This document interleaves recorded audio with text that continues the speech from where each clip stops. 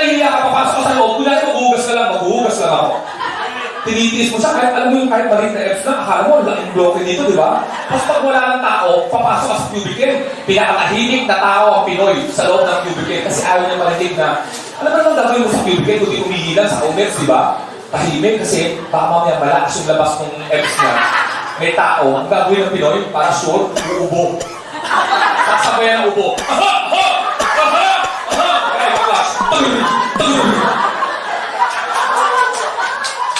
O, di ba? O. Ang daming inuubo sa loob ng studio sa siya. Kasi natatakot kasi baka mamaya parang halimo yung lalabas eh. Ang gusto ko kasi F's, ano nasa inyo ba ito? Yung perfect na F's. Yung paglabas mo, walang baka sa tubig. Tapos walang baka sa pwede. Ang linis, yung may pusang loob na F's. Yung pagdagdag niya, ako lang bahala.